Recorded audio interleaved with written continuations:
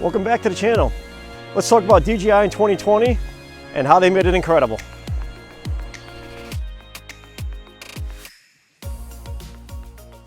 So today I want to talk about DJI and the year they had in 2020.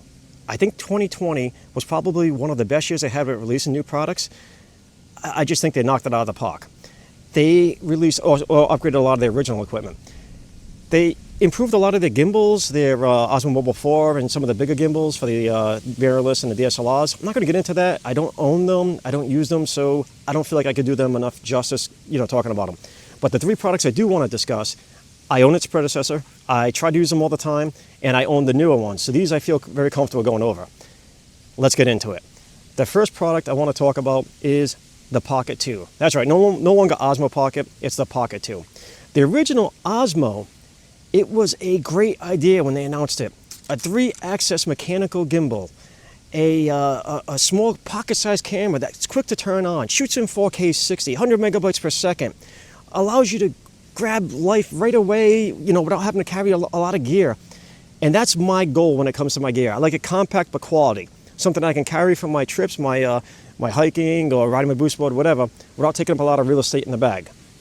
But it had some shortcomings. It didn't work out for me. One of the big reasons was the field of view.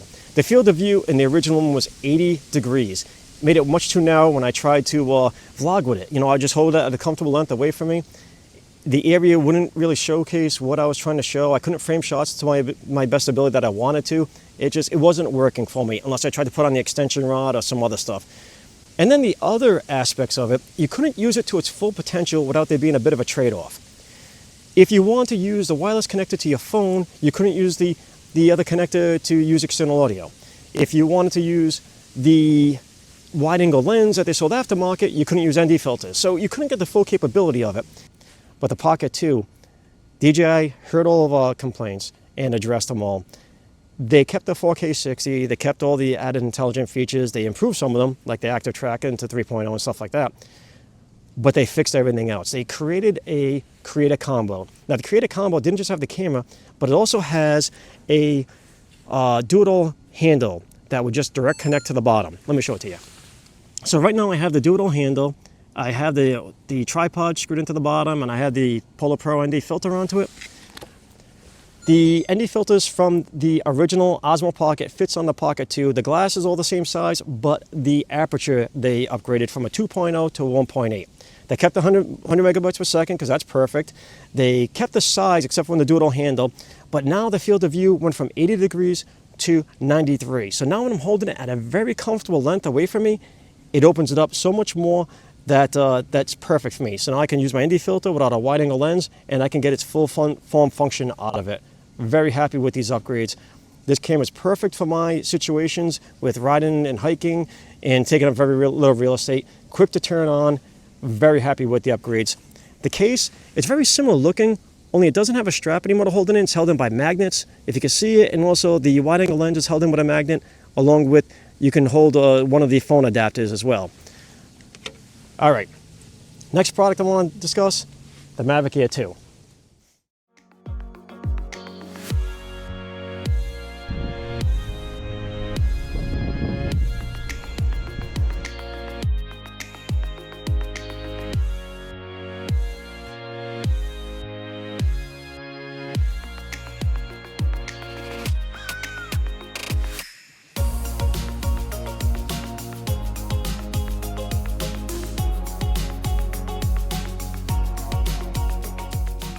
So the original Mavic Air I had a love-hate relationship with. I thought it was a great idea, much more compact than the Pro. It would still fold up like the compactable like the original Pro was, but it had 100 megabytes per second camera, which was better than the original Pro. It shot in 4K. It had, what else was on that as to the upgrade? It was much sleeker looking and stuff like that. Now, I was very much looking forward to it. I wanted to buy it. I love the drones. I love technology, so I got it. I was impressed with the form factor, how small it was and compact. I was impressed with the camera and the video quality, the 100 megabytes per second. I was impressed with all that. But I did not like the Wi-Fi transmission it had. As a matter of fact, it ended me using the drone. I no longer had confidence in it. I would frequently get interference and lose signal at very short ranges, 900 to 1,000 feet away.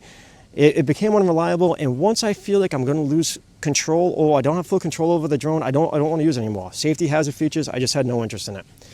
And it was loud. I mean, I don't know if it was that single prop that didn't collapse, but it was like an attack of the killer bees. I just didn't care for it that much. And then the safety features. Anyway, the Mavic Air 2. The Mavic Air 2, I feel, is the best drone released in 2020 of all the brands. I made a video about that. I'll link it below. But DJI really knocked it out the park with this one. They upgraded all the intelligent features with the tracking mode. They added 4K 60. This is 4K 60 in it. They increased the battery to be one of the longest flying drones with flight times that DJI has as far as consumers go. They upgraded the lens to a 1/2-inch sensor, kept it at 100 megabytes per second. OcuSync 2.0. How phenomenal is that? They also changed the remote. The remote is bigger. It's a little different looking, but I got used to it. The form factor, the comfortability, everything in it really well. I'm enjoying this remote. So now, taking this equipment with me, much less real estate in the bag, much more reliable, shoots a beautiful picture. I'm very happy with the Mavic Air 2. All right, the last product I want to talk about was a surprise for me. The Mini 2.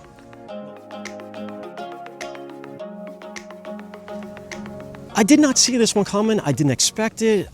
The original one was what I thought it was going to be. An economy-based drone that was under 250 grams. It was at 249. So this way, you know, the consumer or the hobbyist out there wouldn't have to worry about registering with the FAA, and they could just go out and fly. I mean, you still have to follow the rules, be responsible, but you don't have to worry about the FAA registering, that kind of stuff. It was 2.7K. It was a you know, really small drone. It had like a little bit of a jerkiness about it, you know, a little when I was flying, trying to turn and stuff like that. I mean, you could set the gimbal after and set the settings after to try to control it better, but it was what it was. It was a little drone that they were aiming for under 250 grams, and I thought that was all they were going for. And then they announced the second. For starters, I guess the president of the company didn't like the 2.7K out the bat, so he wanted the 4K. They put in the 4K. Not only did they put in the 4K, but they upped the data. The megabytes per second went from the original 40 megabytes per second to 100, so they more than doubled it. And it shows. I mean, the picture quality, the video quality that it has now, not to mention the pictures, shoot in JPEG and RAW. And then the biggies, the OcuSync 2.0. So I was amazed that they put OcuSync 2.0 in that size drone. This is unheard of. I did not see this coming. I didn't expect it, but they did it.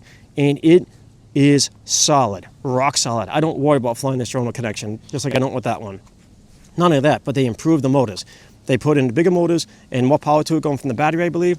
Now it rips through the wind, where I used to worry with the original one, where I got stuck with the original one. You know, out in Jamestown, I was 900 feet out trying to get it back in. The wind was holding it up, and it wasn't even the strongest wind. It was just, you know, it was okay, but it wasn't that bad. This one rips right through it. I don't worry about it. And when it's up in the air, it's so smooth. Whether I'm panning across, getting some trees, some of the full foliage, or yawing or anything, it feels so rock solid up there, like I'm flying one of the bigger drones. It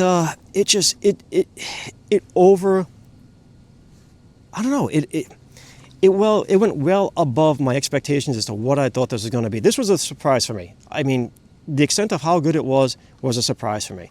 So I am very happy. Still my favorite release in this year. My favorite drone overall is still the Mavic 2 Pro. But this one, I got to tell you, I've heard of people using it in some pro settings, and I can see why. It does deliver, and I color me impressed with it. But that's all I got for today. So this video wasn't quite an unboxing and not quite a full detailed review, something a little bit in between. I want you to see some of the videos I've gotten out of it so far with them. These are going to be my gear that I use in my future videos. I am rock solid happy with all of them and looking forward to making a bunch more videos this year and next. So that's all I really have. If you have any questions about anything, hit me up below. If you like the video, give me a little thumbs up. And if you want to see more, subscribe. But I'll catch you next time. Later.